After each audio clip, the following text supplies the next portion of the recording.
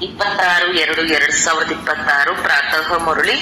ಮಧುರ ಮಕ್ಕಳೇ, ಸುಖ ಕೊಡುವಂತಹ ಒಬ್ಬ ತಂದೆಯನ್ನು ನೆನಪು ಮಾಡಿ ಈ ಸ್ವಲ್ಪ ಸಮಯದಲ್ಲಿ ಯೋಗ ಬಲವನ್ನು ಛಲ ಮಾಡಿಕೊಳ್ಳಿ. ಅದು ಅಂತಿಮದಲ್ಲಿ ಬಹಳ ಕೆಲಸಕ್ಕೆ ಬರುವುದು. ಪ್ರಶ್ನೆ: ಬೇಹದ್ದಿನ ವೈರಾಗಿ ಮಕ್ಕಳಾದ ನಿಮಗೆ ಯಾವ ಸ್ಮೃತಿ ಸದಾ ಇರಬೇಕು? ಉತ್ತರ: ನಮ್ಮದು ಇದು ಪತಿತ ವಸ್ತ್ರವಾಗಿದೆ. ಇದನ್ನು ಬಿಟ್ಟು ಮರಳಿ ಮನೆಗೆ ಹೋಗಬೇಕು. ಈ ಸ್ಮೃತಿ ಸದಾ ಇರಲಿ. ತಂದೆ ಮತ್ತು ಆಸ್ತಿಯ ನೆನಪಿರಲಿ, ಮತ್ತೇನೂ ನೆನಪಿಗೆ ಬರಬಾರದು.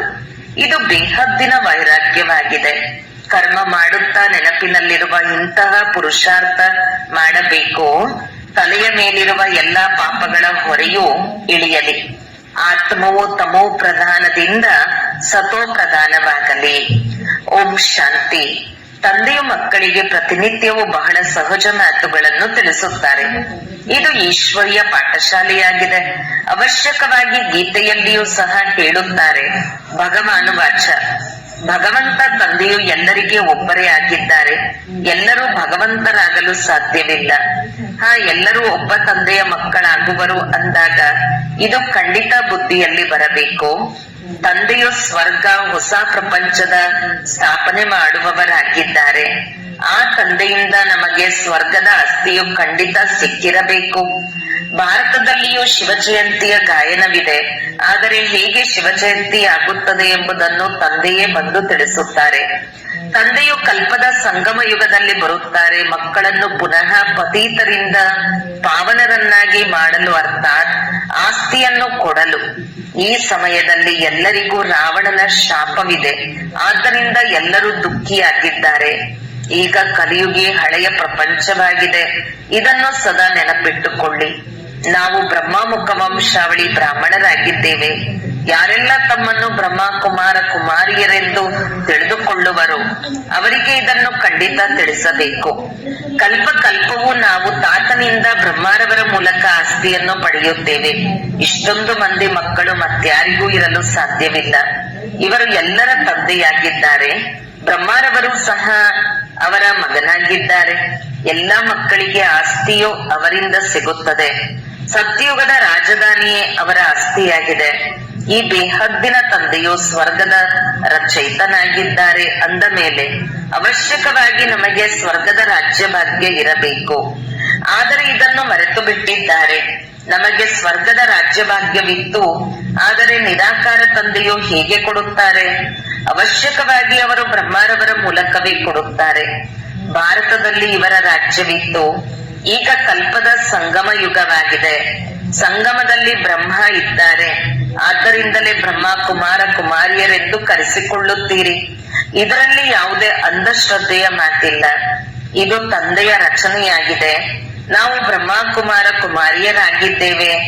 ಬ್ರಹ್ಮಾರವರು ಶಿವ ತಂದೆಯ ಮಗನಾಗಿದ್ದಾರೆ. ನಮಗೆ ಶಿವ ತಂದೆಯಿಂದ ಪುನಃ ಸ್ವರ್ಗದ ಆಸ್ತಿಯು ಸಿಗುತ್ತದೆ.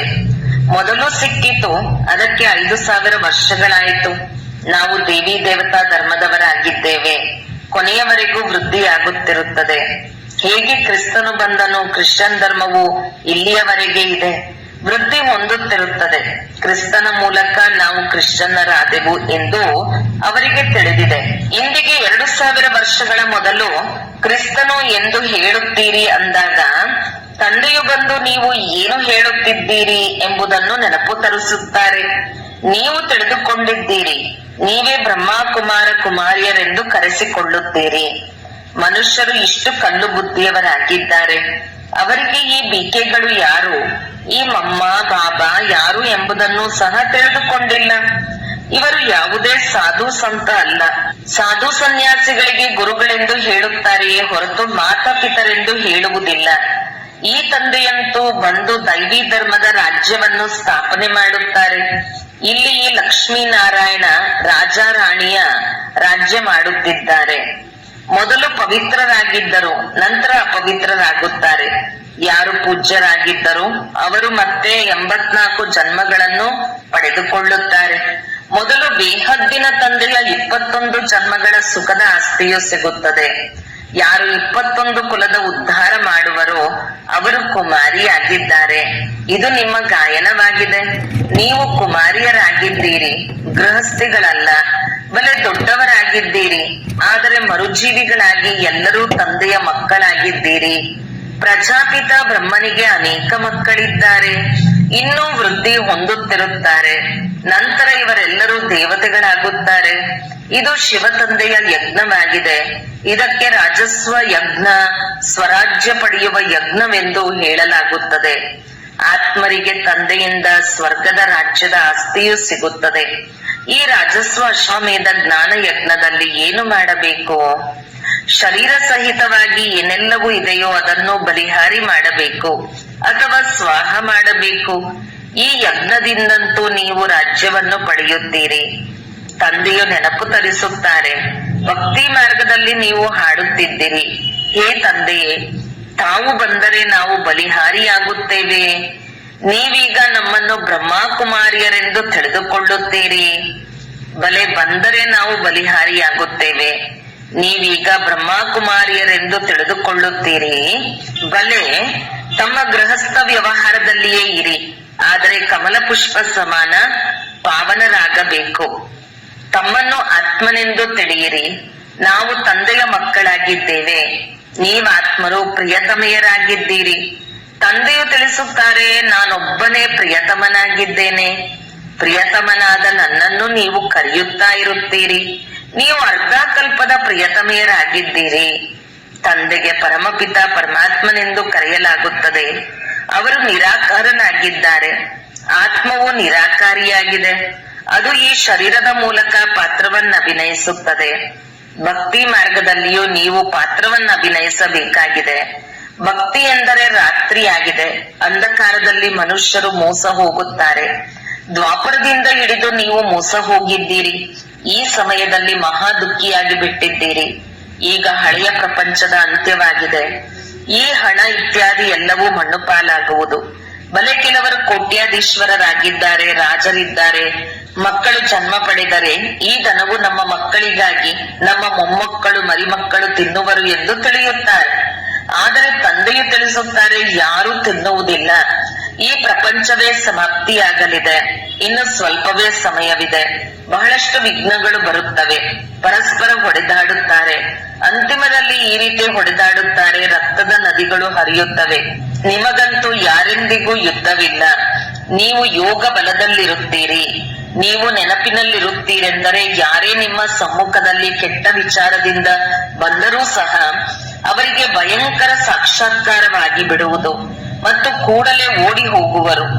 ನೀವು ಶಿವ ತಂದೆಯನ್ನು ನೆನಪು ಮಾಡುತ್ತೀರಿ ಮತ್ತು ಅವರು ಓಡಿ ಹೋಗುತ್ತಾರೆ. ಯಾರು ಪಕ್ಕ ಮಕ್ಕಳಿದ್ದಾರೆಯೋ ಅವರು ಒಬ್ಬ ಶಿವ ತಂದೆಯ ವಿನಃ ನನ್ನವರು ಬೇರೆ ಯಾರು ಇಲ್ಲವೆಂಬ ಪುರುಷಾರ್ಥದಲ್ಲಿರುತ್ತಾರೆ. ತಂದೆಯು ತಿಳಿಸುತ್ತಾರೆ, ಕೈ ಕೆಲಸ ಮಾಡಲಿ, ಬುದ್ಧಿಯು ತಂದೆಯನ್ನು ನೆನಪು ಮಾಡುತ್ತಿರಲಿ. ಮನೆ ಮಕ್ಕಳನ್ನು ಸಂಭಾಲನೆ ಮಾಡಬೇಕು. ಆದರೆ ನೀವಾತ್ಮರು ತಂದೆಯನ್ನು ನೆನಪು ಮಾಡಿರಿ, ಆಗ ಪಾಪಗಳ ಹೊರೆಯು ಇಳಿಯುವುದು. ಕೇವಲ ನೀವು ನನ್ನನ್ನು ನೆನಪು ಮಾಡಿದರೆ ನೀವು ತಮೋ ಪ್ರಧಾನರಿಂದ ಸತೋ ಪ್ರಧಾನರಾಗಿ ಬಿಡುತ್ತೀರಿ. ಆದರೆ ನಂಬರ್ ವಾರ್ ಪುರುಷಾರ್ಥದ ಅನುಸಾರ ನಂತರ ನೀವೆಲ್ಲರೂ ಈ ಶರೀರವನ್ನು ಬಿಡುತ್ತೀರಿ. ತಂದೆಯು ಎಲ್ಲ ಆತ್ಮರನ್ನು ಸೊಳ್ಳೆಗಳೋಪಾದಿಯಲ್ಲಿ ಕರೆದುಕೊಂಡು ಹೋಗುತ್ತಾರೆ. ಉಳಿದಂತೆ ಇಡೀ ಪ್ರಪಂಚವು ಶಿಕ್ಷೆಗಳನ್ನು ಅನುಭವಿಸುವುದು. ಭಾರತದಲ್ಲಿ ಕೆಲವರು ಮಾತ್ರವೇ ಉಳಿಯುತ್ತಾರೆ. ಅದಕ್ಕಾಗಿಯೇ ಈ ಮಹಾಭಾರತ ಯುದ್ಧವಿದೆ. ಇಲ್ಲಂತೂ ಬಹಳ ವೃದ್ಧಿಯಾಗುವುದು. ಪ್ರದರ್ಶಿನಿ, ಪ್ರೊಜೆಕ್ಟರ್ ಇತ್ಯಾದಿಗಳ ಮೂಲಕ ಎಷ್ಟೊಂದು ಮಂದಿ ಕೇಳುತ್ತಾರೆ. ಅವರು ಪ್ರಜೆಗಳಾಗುತ್ತಾ ಹೋಗುತ್ತಾರೆ. ರಾಜನಂತೂ ಒಬ್ಬರೇ ಇರುತ್ತಾರೆ, ಉಳಿದೆಲ್ಲರೂ ಪ್ರಜೆಗಳಿರುತ್ತಾರೆ. ಮಂತ್ರಿಯೂ ಸಹ ಪ್ರಜೆಗಳ ಸಾಲಿನಲ್ಲಿ ಬರುತ್ತಾರೆ. ಅನೇಕರು ಪ್ರಜೆಗಳಾಗುತ್ತಾರೆ. ಒಬ್ಬ ರಾಜನಿಗೆ ಲಕ್ಷಾಂತರ ಮಂದಿ ಪ್ರಜೆಗಳಿರುತ್ತಾರೆ. ಅಂದ ಮೇಲೆ ರಾಜ ರಾಣಿ ಆಗಲು ಪರಿಶ್ರಮ ಪಡಬೇಕಲ್ಲವೇ? ತಂದೆಯು ತಿಳಿಸುತ್ತಾರೆ, ಮಕ್ಕಳು ಎಲ್ಲವನ್ನೂ ಮಾಡುತ್ತಾ ನಿರಂತರ ನೆನಪನ್ನು ಮಾಡಿ. ಹೇಗೆ ಪ್ರಿಯತಮೆಯರಿರುತ್ತಾರೆ, ಅವರಿಗೆ ಎಷ್ಟೊಂದು ದೈಹಿಕ ಪ್ರೀತಿ ಇರುತ್ತದೆ. ನೀವು ಮಕ್ಕಳು ಈ ಸಮಯದ ಪ್ರಿಯತಮೆಯರಾಗಿದ್ದೀರಿ. ನಿಮ್ಮ ಪ್ರಿಯತಮನು ಬಂದಿದ್ದಾರೆ, ನಿಮಗೆ ಓದಿಸುತ್ತಿದ್ದಾರೆ. ಓದುತ್ತಾ ಓದುತ್ತಾ ನೀವು ದೇವತೆಗಳಾಗಿ ಬಿಡುತ್ತೀರಿ. ನೆನಪಿನಿಂದ ವಿಕರ್ಮಗಳು ವಿನಾಶವಾಗುತ್ತದೆ. ಮತ್ತು ನೀವು ಸದಾ ನಿರೋಗಿಗಳಾಗಿ ಬಿಡುತ್ತೀರಿ. ಮತ್ತೆ 84 ಜನ್ಮಗಳ ಚಕ್ರವನ್ನು ನೆನಪು ಮಾಡಬೇಕು. ಸತ್ಯಯುಗದಲ್ಲಿ ಇಷ್ಟು ಜನ್ಮಗಳು, ತ್ರೇತಾದಲ್ಲಿ ಇಷ್ಟು ಜನ್ಮಗಳು. ನಾವು ದೇವಿ ದೇವತಾ ಧರ್ಮದವರು ಪೂರ್ಣ 84 ಜನ್ಮಗಳ ಚಕ್ರವನ್ನು ಸುತ್ತಿದ್ದೇವೆ. ಮುಂದೆ ಹೋದಂತೆ ನೀವು ಮಕ್ಕಳು ವೃದ್ಧಿ ಹೊಂದುತ್ತೀರಿ. ನಿಮ್ಮ ಸೇವಾ ಕೇಂದ್ರಗಳು ಸಾವಿರಾರು ಅಂದಾಜಿನಲ್ಲಿ ಸ್ಥಾಪನೆಯಾಗುತ್ತವೆ. ಗಲ್ಲಿ ಗಲ್ಲಿಯಲ್ಲಿ ತಿಳಿಸುತ್ತಾ ಇರುತ್ತಾರೆ, ಕೇವಲ ತಂದೆ ಮತ್ತು ಆಸ್ತಿಯನ್ನು ನೆನಪು ಮಾಡಿ. ಈಗ ಮನೆಗೆ ಹಿಂತಿರುಗಿ ನಡೆಯಿರಿ. ಇದಂತೂ ಚೀಚಿ ವಸ್ತ್ರವಾಗಿದೆ. ಇದು ಬೇಹದ್ದಿನ ವೈರಾಗ್ಯವಾಗಿದೆ. ಸನ್ಯಾಸಿಗಳಂತೂ ಕೇವಲ ಸೀಮಿತವಾದ ಮನೆ ಮಠವನ್ನು ಬಿಟ್ಟು ಬಿಡುತ್ತಾರೆ. ಅವರು ಹಠಯೋಗಿಗಳಾಗಿದ್ದಾರೆ. ರಾಜಯೋಗವನ್ನು ಕಲಿಸಲು ಸಾಧ್ಯವಿಲ್ಲ. ಈ ಭಕ್ತಿಯು ಸಹ ಅನಾದಿಯಾಗಿದೆ ಎಂದು ಹೇಳುತ್ತಾರೆ. ಆದರೆ ತಂದೆಯು ತಿಳಿಸುತ್ತಾರೆ, ಈ ಭಕ್ತಿಯು ದ್ವಾಪರದಿಂದ ಆರಂಭವಾಗುತ್ತದೆ. 84 ಪೀಳಿಗೆಗಳಲ್ಲಿ ಬಂದು ನೀವೀಗ ತಮೋ ಪ್ರಧಾನರಾಗಿದ್ದೀರಿ. ನೀವೇ ದೇವಿ ದೇವತೆಗಳಾಗಿದ್ದೀರಿ. ನಾವೇ ಕ್ರಿಶ್ಚನರಾಗಿದ್ದೆವು ಎಂದು ಕ್ರಿಶ್ಚಿಯನ್ನರು ಹೇಳುತ್ತಾರೆ.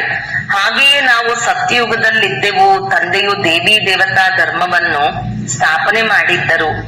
ಯಾರು ಲಕ್ಷ್ಮೀನಾರಾಯಣರಾಗಿದ್ದರೋ ಅವರೀಗ ಬ್ರಾಹ್ಮಣರಾಗಿದ್ದಾರೆಂದು ನೀವೀಗ ತಿಳಿದುಕೊಂಡಿದ್ದೀರಿ. ಸತ್ಯಯುಗದಲ್ಲಿ ಒಬ್ಬರೇ ರಾಜಾರಾಣಿ ಇದ್ದರು. ಒಂದು ಭಾಷೆ ಇತ್ತು. ಇದನ್ನೂ ಸಹ ಮಕ್ಕಳು ಸಾಕ್ಷಾತ್ಕಾರದಲ್ಲಿ ನೋಡಿದ್ದೀರಿ. ನೀವೆಲ್ಲರೂ ಆದಿ ಸನಾತನ ಧರ್ಮದವರಾಗಿದ್ದೀರಿ. ನೀವೇ 84 ಜನ್ಮಗಳನ್ನು ಪಡೆದುಕೊಳ್ಳುತ್ತೀರಿ. ಆತ್ಮವು ನಿರ್ಲೇಪವಾಗಿದೆ ಹಾಗೂ ಈಶ್ವರನು ಸರ್ವವ್ಯಾಪಿಯಾಗಿದ್ದಾರೆಂದು ಅವರು ಹೇಳುತ್ತಾರೆ. ಆದರೆ ಇದು ತಪ್ಪಾಗಿದೆ.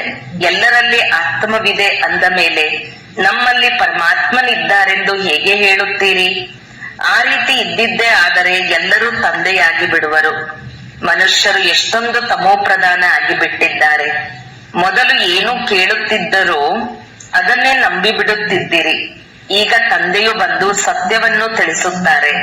ನಿಮಗೆ ಜ್ಞಾನದ 3ನೇ ನೇತ್ರವನ್ನು ಕೊಡುತ್ತಾರೆ. ಇದರಿಂದ ನೀವು ಸೃಷ್ಟಿಯ ಆದಿ ಮಧ್ಯ ಅಂತ್ಯವನ್ನು ತಿಳಿದುಕೊಂಡಿದ್ದೀರಿ. ಅಮರ ಕಥೆಯು ಇದಾಗಿದೆ. ಬಾಕಿ ಸೂಕ್ಷ್ಮವತನದಲ್ಲಿ ಕಥೆ ಇತ್ಯಾದಿಗಳಿಲ್ಲ. ಇದೆಲ್ಲವೂ ಭಕ್ತಿ ಮಾರ್ಗದ ಮಾತುಗಳಾಗಿವೆ. ನೀವು ಅಮರರಾಗುವುದಕ್ಕೆ ಅಮರ ಕಥೆಯನ್ನು ಕೇಳುತ್ತಿದ್ದೀರಿ. ಅಲ್ಲಿ ನೀವು ಖುಷಿಯಿಂದ ಒಂದು ಶರೀರವನ್ನು ಬಿಟ್ಟು ಇನ್ನೊಂದನ್ನು ಪಡೆದುಕೊಳ್ಳುತ್ತೀರಿ. ಇಲ್ಲಂತೂ ಯಾರಾದರೂ ಸತ್ತರೆ ಅಳುತ್ತಾರೆ, ಚೀರಾಡುತ್ತಾರೆ. ಸತ್ಯಯುಗದಲ್ಲಿ ಕಾಯಿಲೆ ಇತ್ಯಾದಿಗಳು ಇರುವುದಿಲ್ಲ. ಸದಾ ಆರೋಗ್ಯವಂತರಾಗಿರುತ್ತಾರೆ. ದೀರ್ಘಾಯಸ್ಸು ಇರುತ್ತದೆ. ಅಲ್ಲಿ ಪತೀತತನವೇ ಇರುವುದಿಲ್ಲ. ಈಗ ಇದನ್ನು ಪಕ್ಕಾ ಮಾಡಿಕೊಳ್ಳಿ. ನಾವು 84 ಜನ್ಮಗಳ ಚಕ್ರವನ್ನು ಪೂರ್ಣ ಮಾಡಿದ್ದೇವೆ. ಈಗ ನಮ್ಮನ್ನು ಕರೆದುಕೊಂಡು ಹೋಗಲು ತಂದೆಯು ಬಂದಿದ್ದಾರೆ. ಪಾವನರಾಗುವ ಯುಕ್ತಿಗಳನ್ನು ನಿಮಗೆ ತಿಳಿಸುತ್ತಾರೆ. ಮಕ್ಕಳೇ, ಕೇವಲ ತಂದೆಯಾದ ನನ್ನನ್ನು ಮತ್ತು ಆಸ್ತಿಯನ್ನು ನೆನಪು ಮಾಡಿ. ಸತ್ಯಯುಗದಲ್ಲಿ 16 ಕಲಾ ಸಂಪೂರ್ಣರು. ನಂತರ ಕಲೆಗಳು ಕಡಿಮೆಯಾಗತೊಡಗುತ್ತವೆ. ಈಗ ನಿಮ್ಮಲ್ಲಿ ಯಾವುದೇ ಕಲೆ ಇಲ್ಲ. ತಂದೆಯೇ ದುಃಖದಿಂದ ಬಿಡಿಸಿ ಸುಖದಲ್ಲಿ ಕರೆದುಕೊಂಡು ಹೋಗುತ್ತಾರೆ. ಆದ್ದರಿಂದ ಮುಕ್ತಿದಾತನೆಂದು ಹೇಳಲಾಗುತ್ತದೆ. ಎಲ್ಲರನ್ನೂ ತಮ್ಮ ಜೊತೆ ಕರೆದುಕೊಂಡು ಹೋಗುತ್ತಾರೆ. ನಿಮ್ಮ ಗುರುಗಳು ನಿಮ್ಮನ್ನು ಜೊತೆ ಕರೆದುಕೊಂಡು ಹೋಗುವರೇ? ಆ ಗುರುಗಳಂತೂ ಹೊರಟು ಹೋದರೆ ಅವರ ಶಿಷ್ಯರು ಅವರ ಸ್ಥಾನದಲ್ಲಿ ಕುಳಿತುಕೊಳ್ಳುತ್ತಾರೆ. ಮತ್ತೆ ಶಿಷ್ಯರಲ್ಲಿ ಬಹಳ ಗಡಿಬಿಡಿಯಾಗುತ್ತದೆ. ಸ್ಥಾನಕ್ಕಾಗಿ ಪರಸ್ಪರ ಹೊಡೆದಾಡುತ್ತಾರೆ. ತಂದೆಯು ತಿಳಿಸುತ್ತಾರೆ, ನಾನು ನೀವಾತ್ಮರನ್ನು ಜೊತೆ ಕರೆದುಕೊಂಡು ಹೋಗುತ್ತೇನೆ. ನೀವು ಸಂಪೂರ್ಣರಾಗದಿದ್ದರೆ ಶಿಕ್ಷೆಯನ್ನು ಅನುಭವಿಸುವಿರಿ.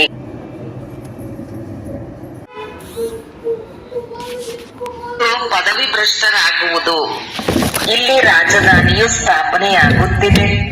ಒಳ್ಳೆಯದು. ಮಧುರಾತಿ ಮಧುರ ಅಗಲಿ ಹೋಗಿ ಮರಳಿ ಸಿಕ್ಕಿರುವ ಮಕ್ಕಳ ಪ್ರತಿ ಮಾತಾಪಿತಾ ಬಾಪ್ ದಾದಾರವರ ನೆನಪು, ಪ್ರೀತಿ ಹಾಗೂ ಸುಪ್ರಭಾತ. ಆತ್ಮೀಯ ಮಕ್ಕಳಿಗೆ ಆತ್ಮೀಯ ತಂದೆಯ ನಮಸ್ತೆ. ಧಾರಣೆಗಾಗಿ ಮುಖ್ಯ ಸಾರ. 1. ನೆನಪಿನ ಇಂತಹ ಅಭ್ಯಾಸ ಮಾಡಬೇಕು. ಕೆಟ್ಟ ವಿಚಾರದವರು ಮುಂದೆ ಬರುತ್ತಿದ್ದಂತೆಯೇ ಅವರು ಪರಿವರ್ತನೆಯಾಗಿ ಬಿಡಲಿ. ನನ್ನವರು ಒಬ್ಬ ಶಿವ ತಂದೆಯ ವಿನಃ ಯಾರೂ ಇಲ್ಲ. ಈ ಪುರುಷಾರ್ಥದಲ್ಲಿ ಇರಬೇಕು. 2. ಸ್ವರಾಜ್ಯವನ್ನು ಪಡೆಯುವುದಕ್ಕಾಗಿ ಶರೀರ ಸಹಿತ ಏನೆಲ್ಲವೂ ಇದೆಯೋ ಅದೆಲ್ಲವನ್ನು ಬಲಿಹಾರಿ ಮಾಡಬೇಕು.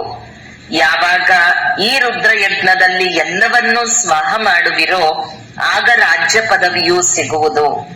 ವರದಾನ: ಸಹನಾ ಶಕ್ತಿಯ ವಿಶೇಷತೆಯ ಮೂಲಕ ಅನ್ಯರ ಸಂಸ್ಕಾರಗಳನ್ನು ಪರಿವರ್ತನೆ ಮಾಡುವಂತಹ ದೃಢ ಸಂಕಲ್ಪಧಾರಿ ಭವ.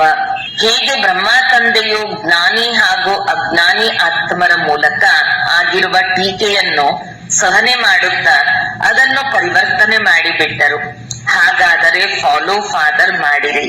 ಇದಕ್ಕಾಗಿ ಕೇವಲ ತಮ್ಮ ಸಂಕಲ್ಪಗಳಲ್ಲಿ ದೃಢತೆಯನ್ನು ಧಾರಣೆ ಮಾಡಿಕೊಳ್ಳಿರಿ. ಇದು ಎಲ್ಲಿಯವರೆಗೆ ಆಗುತ್ತದೆ ಎಂದು ಯೋಚಿಸಬಾರದು. ಕೇವಲ ಮೊದಲು ಸ್ವಲ್ಪ ಹೇಗಾಗುವುದೋ, ಎಲ್ಲಿಯವರೆಗೂ ಸಹನೆ ಮಾಡುತ್ತೇವೆಯೋ ಎಂದೆನಿಸುತ್ತದೆ. ಆದರೆ ಒಂದು ವೇಳೆ ತಮಗಾಗಿ ಯಾರೇನಾದರೂ ಮಾತನಾಡುತ್ತಾರೆ ಎಂದರೂ ಸಹ ತಾವು ಶಾಂತವಾಗಿರಿ. ಸಹನೆ ಮಾಡಿಕೊಳ್ಳುತ್ತೀರೆಂದರೆ ಅವರು ಸಹ ಬದಲಾಗಿ ಬಿಡುವರು. ಇದರಲ್ಲಿ ಕೇವಲ ಹೃದಯ ವಿದೀರ್ಣರು ಆಗಬಾರದು. ಸ್ಲೋಗನ್: ಸಂಗಮದಲ್ಲಿ ಸಹನೆ ಮಾಡುವುದು, ಬಾಗುವುದು, ಇದೇ ಅತಿ ಶ್ರೇಷ್ಠವಾದ ಮಹಾನತೆ ಆಗಿದೆ. ಅವ್ಯಕ್ತ ಸೂಚನೆ: ಏಕತೆ ಮತ್ತು ವಿಶ್ವಾಸದ ಗುಣಲಕ್ಷಣಗಳ ಮೂಲಕ ಸಫಲತಾ ಸಂಪನ್ನರು ಆಗಿರಿ. ಬಾಗ್ದಾದರವರು ಬಯಸುತ್ತಾರೆ, ಮಕ್ಕಳಲ್ಲಿ ಮೊದಲು ಜೊತೆಗಾರರಲ್ಲಿ, ಸೇವೆಯಲ್ಲಿ, ವಾಯುಮಂಡಲದಲ್ಲಿ ಏಕತೆ ಇರಲಿ. ನಂತರ ಒಂದೇ ಬಲ, ಒಂದೇ ಭರವಸೆ, ಏಕಮತರಾಗಿ ಆಗ ಸೇವೆಯಲ್ಲಿ ಸಫಲತೆ ಸಿಗುತ್ತದೆ.